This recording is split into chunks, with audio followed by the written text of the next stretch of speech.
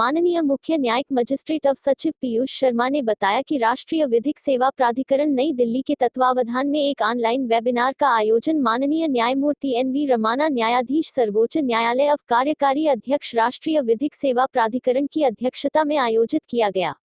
उक्त कार्यक्रम में माननीय न्यायमूर्ति एन.वी. रमाना, न्यायाधीश सर्वोच्च न्यायालय अव कार्यकारी अध्यक्ष राष्ट्रीय विधिक सेवा प्राधिकरण द्वारा गत दिवस एक हैंडबुक ऑफ फॉर्मेट्स प्रारूप की पुस्तिका प्रभावी कानूनी सेवाओं को सुनिश्चित करना जारी की। उन्होंने अपने संबोधन में कहा कि दुर्भाग्य से भले ही 3 महीने बीत चुके हैं, फिलहाल भी स्थिति नियंत्रण में नहीं है। तालाबंदी के उद्देश्य से हजारों लोग अपना जीवन और आजीविका खो चुके हैं। बड़े पैमाने पर प्रवास हुआ है। लॉकडाउन में स्वयं रचनात्मक मनोवैज्ञानिक मुद्दे और परिवारों के भीतर हिंसा है। महिलाओं पर कार्य का बोझ अधिक है। बच्चे स्कूलों में जाने में असमर्थ हैं। घर से कामकाज करने से पारिवारिक जीवन पर असर पड़ा है। लेकिन अब हमें बाधाओं के साथ काम करना होगा। ट्रायल कोर्ट में अभी तक सुचारू रूप से काम शुरू नहीं किया गया है। उच्च न्यायालय और सर्वोच्च न्यायालय में वीडियो कॉन्फ्रेंसिंग के जरिए काम किए जा रहे हैं। लेकिन इसके बावजूद भी जिला विधिक सेवाएं प्राधिकरणों ने प्रचलित महामारी के दौरान नवीनतम प्रौद्योगिकी अपनाकर गतिविधियों में जबरदस्त प्रदर्शन किया है। एक महत्वपूर्ण क्षेत्र संज्ञान में आया है, वह है परिवारों के भीतर हिंसा।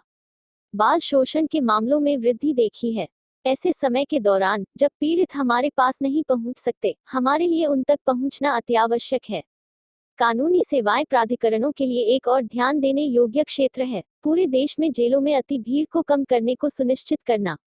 सर्वोच्च न्यायालय के निर्देशों के अनुसार राज्य विधिक सेवा प्राधिकरण उच्चाधिकार प्राप्त समितियों की सहायता से कैदियों, सजायाफ्ता बंदियों की सक्रिय रूप से पहचान करके उनकी रिहाई के लिए आवश्यक औपचारिकताओं को पूरा करे।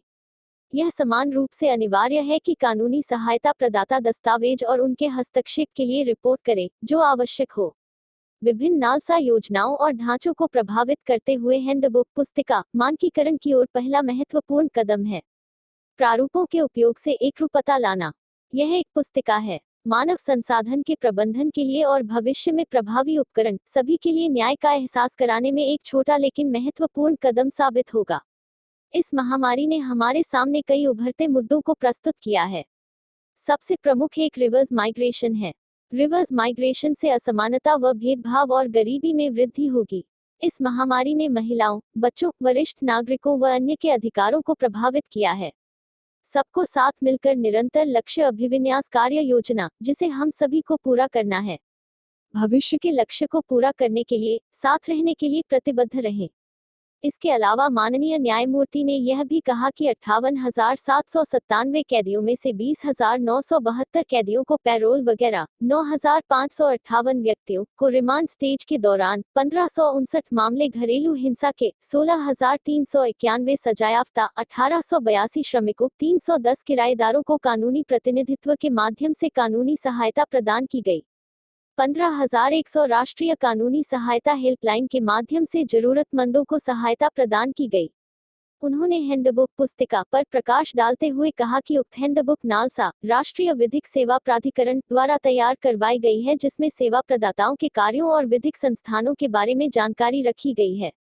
हैंडबुक नालसा की प्राथमिकता को बेहतर बनाने की दिशा में एक कदम है।